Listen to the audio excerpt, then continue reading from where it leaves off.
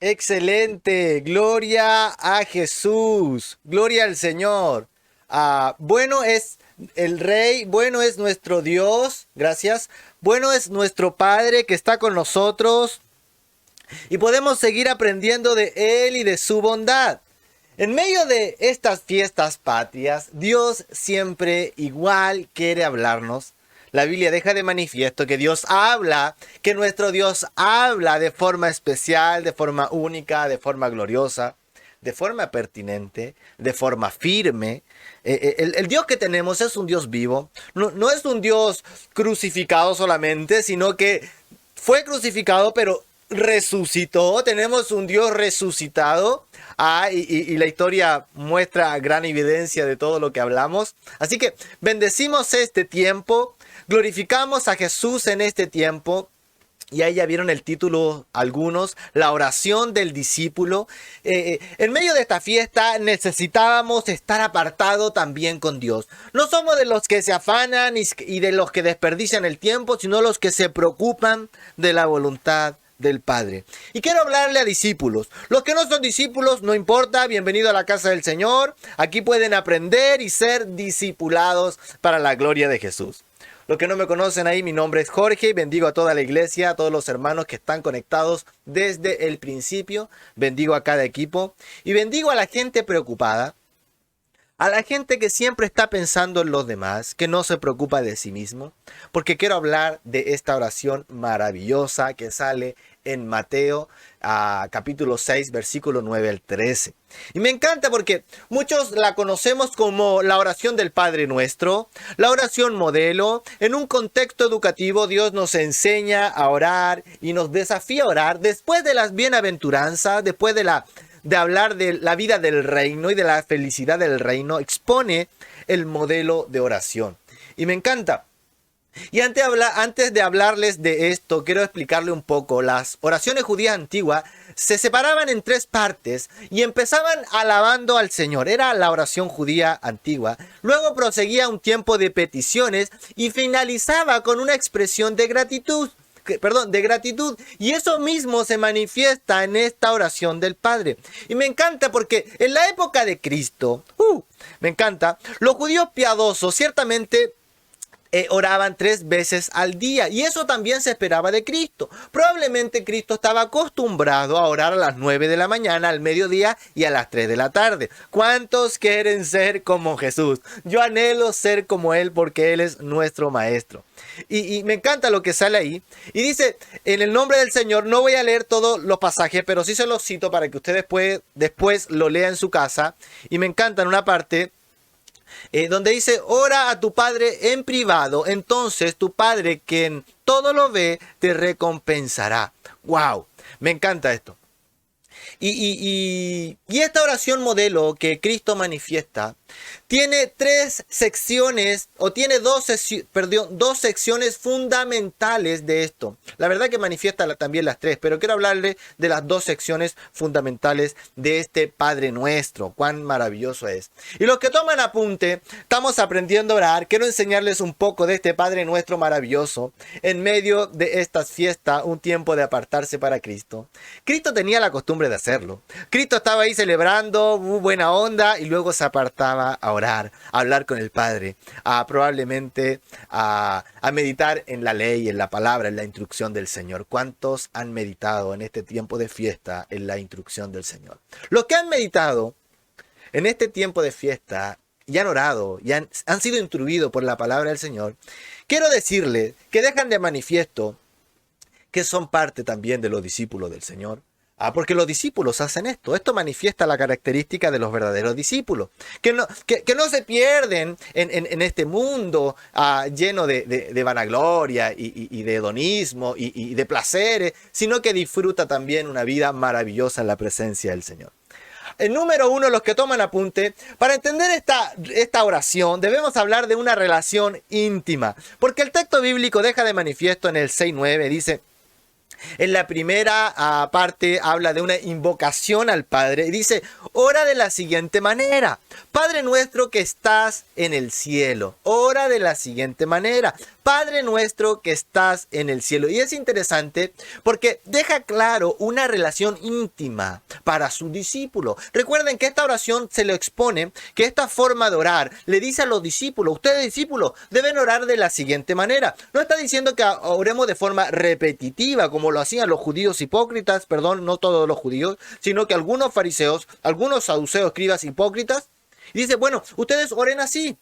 No de forma repetitiva, sino una forma, una manera, un modelo elevado que Cristo estaba enseñando de cómo orar. ¿Cuántos quieren tener una oración eficaz? Meditemos en la oración de Cristo, cómo Cristo nos enseña a orar. Esto es glorioso. Yo puedo entender la oración contestada, puedo disfrutar la oración contestada y también puedo disfrutar esta relación de oración en una relación íntima. Y me encanta porque la palabra habla de Padre nuestro. Yo les enseñaba anteriormente sobre la palabra en hebreo Abba, papito, íntimo. Y habla de intimidad, habla de personas cercanas, de cercanía, que le conocen. La verdad que los verdaderos discípulos conocen a Dios de forma especial a través de Cristo. No es que le conozcamos de forma visible porque nadie ha visto a Dios. Pero todo aquel que ve a Cristo puede ver al Padre. Y el que conoce a Cristo entonces conoce a Dios.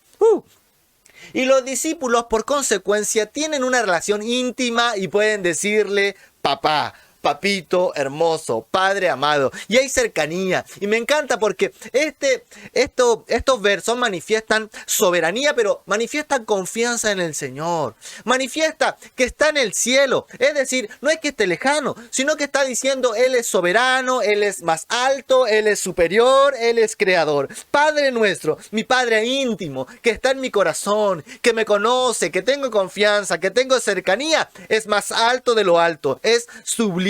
Es glorioso, es superior, es todopoderoso. Estaban reconociendo en esta oración a lo excelso que es el Señor, lo grande y magnífico que es nuestro Rey. Y esto es poderoso. Porque esta es la confesión del trono de Dios. Está mostrando lo elevado de sus caminos. Padre que estás en el cielo. ¡Wow! Y no es cualquier Padre, sino un Padre de todos, manifiesta Jesús. Todo aquel que tiene a Cristo como Señor, tiene a Dios como Padre. La confesión de su grandeza nos reubica también a nosotros como simples hombres terrenales. Y me encanta esto. Porque yo al reconocer y decir Padre íntimo, Padre cercano, mi papito, estás en el cielo, estoy diciendo, Señor, tú eres glorioso, eres más alto de lo alto. Señor, yo reconozco que soy un hombre hecho de la tierra terrenal, pero también ahora con Cristo ciertamente somos espirituales, pero en medio de la oración reconozco la grandeza de nuestro Señor que está en el cielo y nosotros en la tierra. Por tanto, para orar, Padre nuestro que estás en el cielo, hermanos y queridas hermanas, necesitamos reverencia, necesitamos ese temor correcto a Jesús, ese temor correcto a Dios, esa humildad de corazón. ¡Wow! Porque es glorioso cuando entiendo que los cielos es la parte más excelente donde puede habitar la deidad. El vocablo habla Padre que está en los cielos. ¿Acaso Dios no está en la tierra? Ciertamente sí. Solo que se reconoce su grandeza, reconoce de la naturaleza visible, el cielo es el lugar más alto que podemos ver. Y ahí está Dios. Dios habita en los lugares más altos, pero también habita en los contritos de corazón, en los humillados, en los que están con tristeza también y acuden a Él. Dios también habita con ellos. Y esto es glorioso, porque en todo lugar Dios puede estar. Dios es omnipresente y no es que solo esté en el cielo, sino que en el cielo se reconoce que Él es el Señor glorioso y todopoderoso. En el nombre del Señor. Y necesitamos esa reverencia, esa humildad en el nombre del Señor. Él salva a los abatidos de corazón y reconocemos que Él habita con ellos.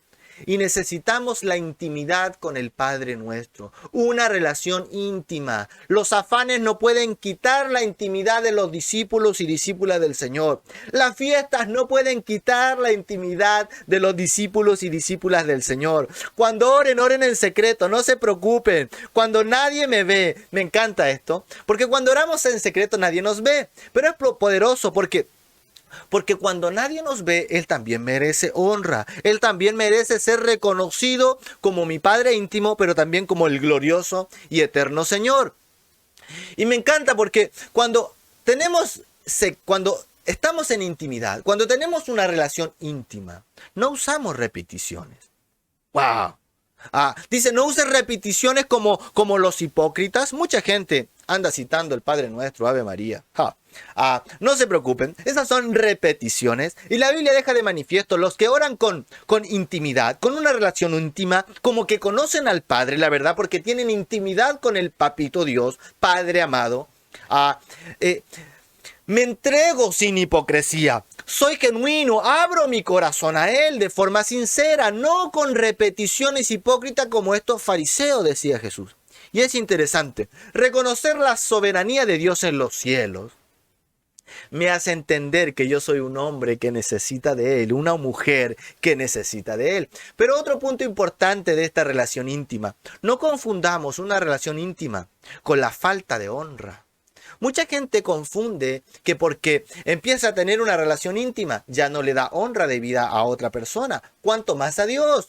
Entre más conozco a Dios, más honra debería darle, más gloria debería darle, porque estoy conociendo que es el Padre de los cielos. No es cualquier Padre, es mi Padre, pero es el Padre de los cielos. Es el Padre más glorioso que el ser humano pueda tener. Es el Padre más alto que nosotros podamos mirar, observar y seguir. Es el Padre de ejemplo más grande que podemos tener. Gloria a Dios por los padres terrenales. Pero entendemos que nuestro Padre Celestial es el Dios todopoderoso y amoroso que podemos tener. ¿Cuánto dicen amén por eso? Número 2.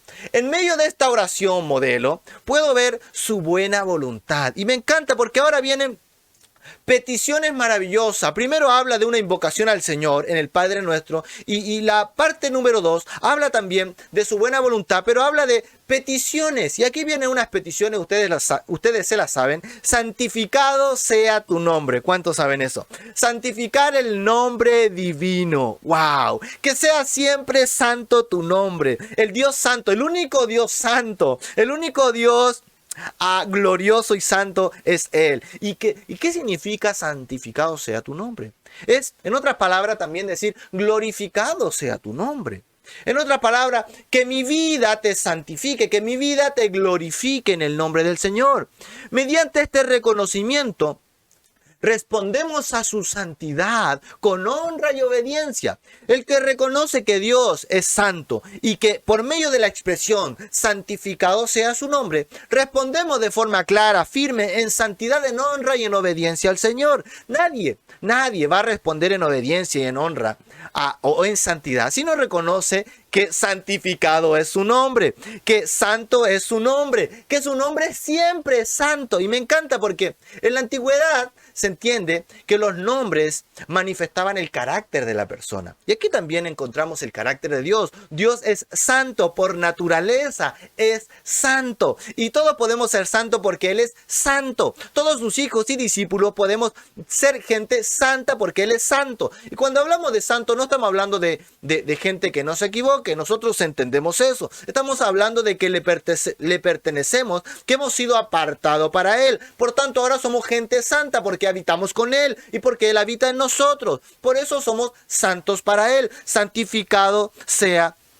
su nombre. Que nuestra oración sea respuesta a su santidad. Wow, cuando entendemos, estoy hablando de la oración de los discípulos. Cuando yo entiendo que mi vida responde a la oración de santidad a Él, yo quiero vivir como santo, quiero vivir en su santidad. Y no estoy diciendo que voy a vivir con una aureola en la cabeza, no estoy diciendo que voy a vivir amargado, porque la gente confunde la santidad con la amargura. Pero la santidad es el espíritu de alegría y de gozo que está en los verdaderos discípulos. Así que es glorioso nuestro Señor. Santificado sea su nombre, glorioso es su nombre. Wow, y recuerden que esto tipifica en la antigüedad la naturaleza del Señor. El Señor es santo, el Señor es glorioso y que es lo mismo decir que Cristo sea glorificado en mí.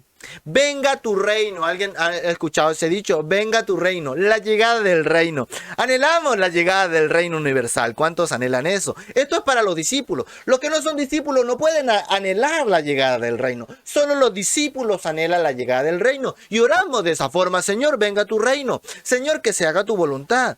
En los discípulos se manifiesta en medio de la oración el ferviente deseo de la pronta manifestación gloriosa de nuestro Jesús. Los verdaderos discípulos no están asustados. Los verdaderos discípulos tienen esta conciencia limpia delante del Señor, diciendo: Señor, ven pronto. La iglesia dice: ven. El Espíritu dice: ven. Esperamos su pronta manifestación. ¡Wow!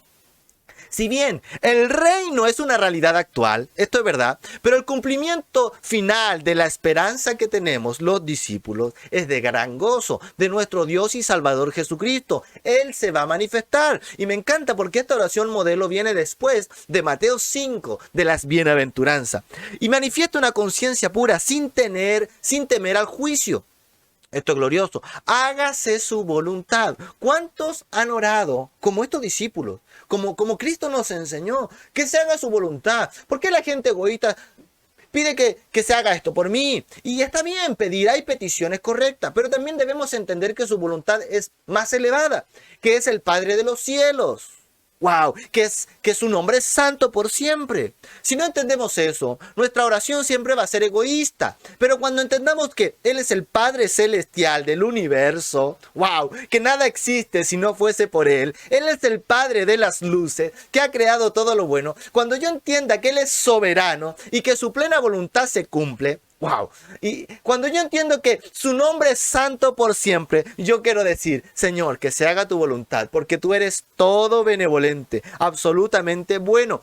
Y declaramos por medio de este concepto de oración la necesidad de que se haga la voluntad de Dios en las personas, pero primero que se haga la voluntad de Dios en nosotros. ¡Wow! No puedo decir: Señor, que los de allá se arrepientan, que los de allá se conviertan, si nosotros no nos convertimos. No podemos hablarle a la gente que nos ame si nosotros no le amamos, aunque ciertamente no siempre nos van a amar, pero nosotros debe manifestarse el amor, su voluntad, su excelencia, su soberanía en nosotros. Por eso entendemos que su voluntad siempre es perfecta, es buena y es agradable. Alguien diga gloria a Dios por eso.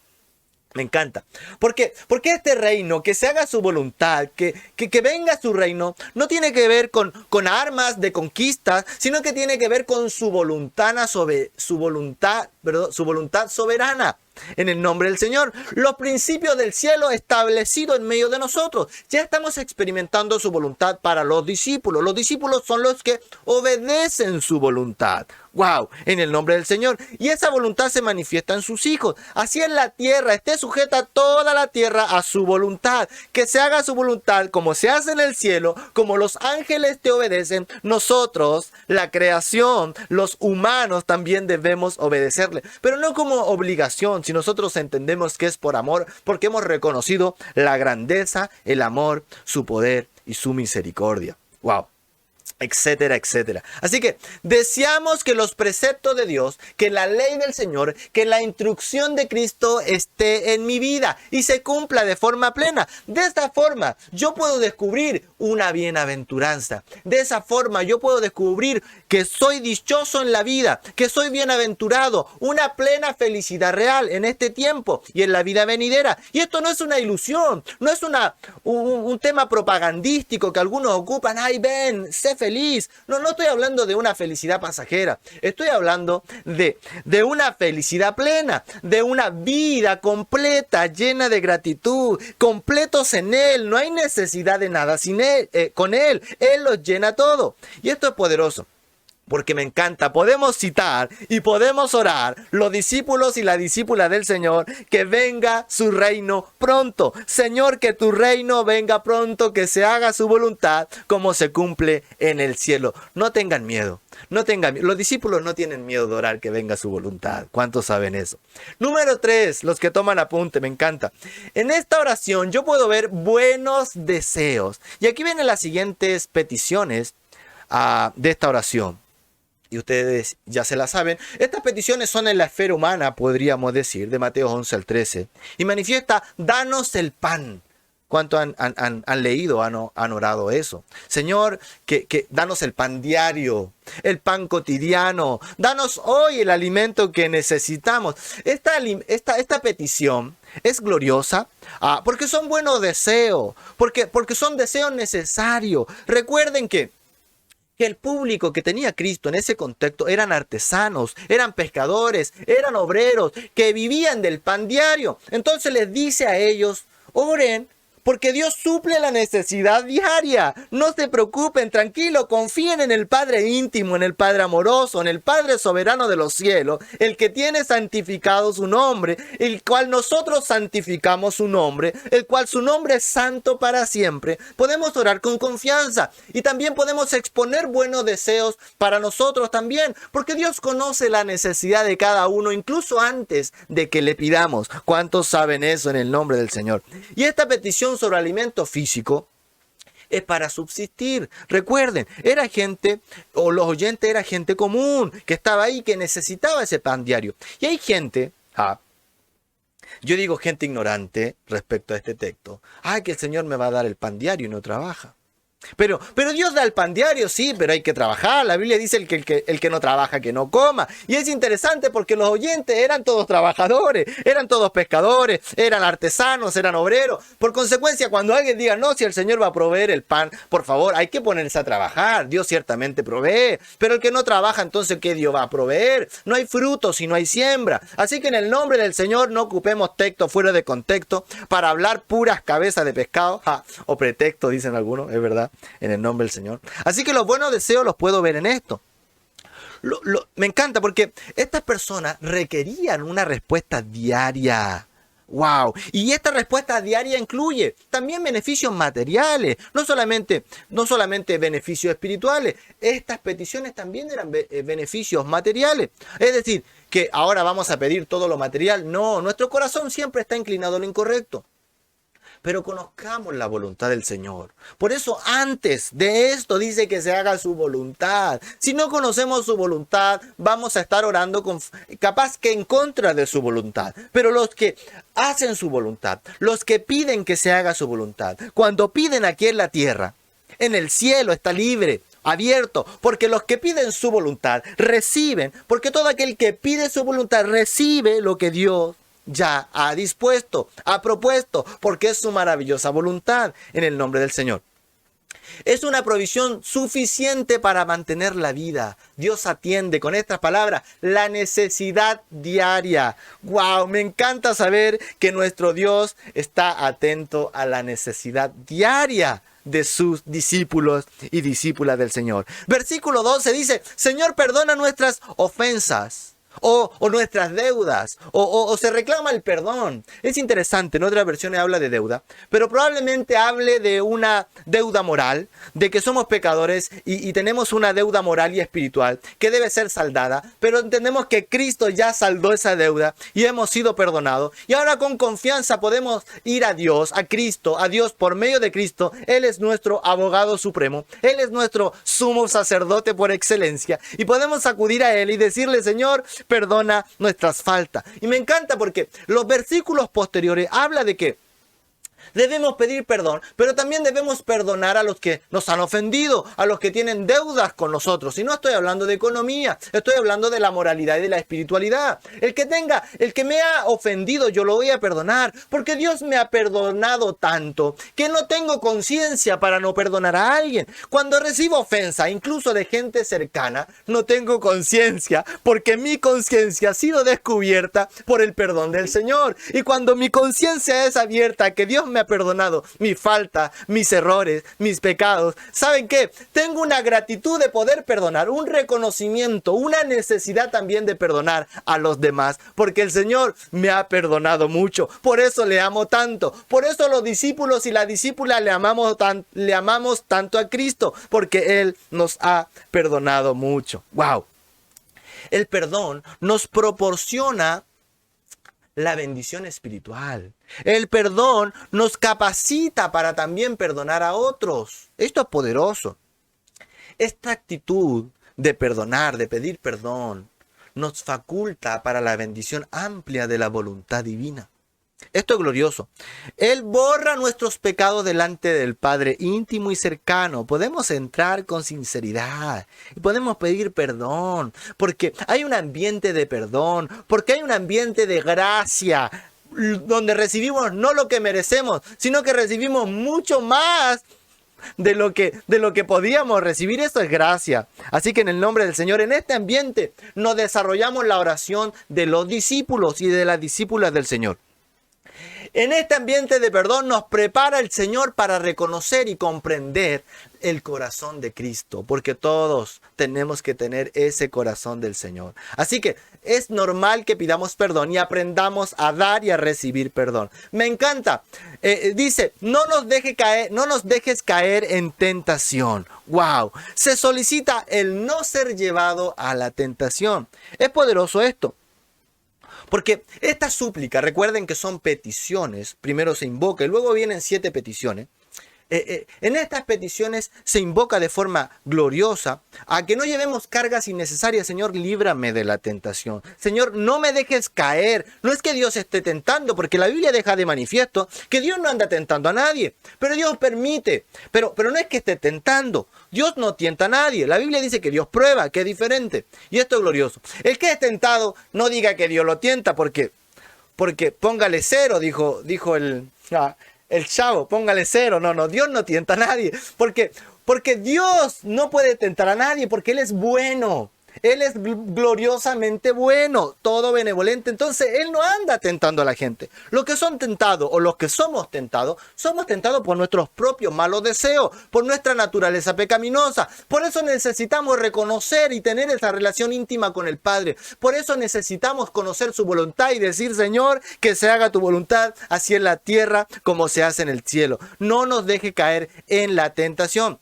Y este es glorioso, porque la promesa es clara. Él no nos va a dejar caer. ¿Cuántos dicen amén por esto? ¿Cuántos reconocen esta palabra del Señor? Porque Cristo te dice, en medio de tus dificultades, en medio de tus pruebas, en medio de tus debilidades, el Señor dice, no te dejaré caer. Yo estoy contigo. No te dejaré caer en el nombre del Señor.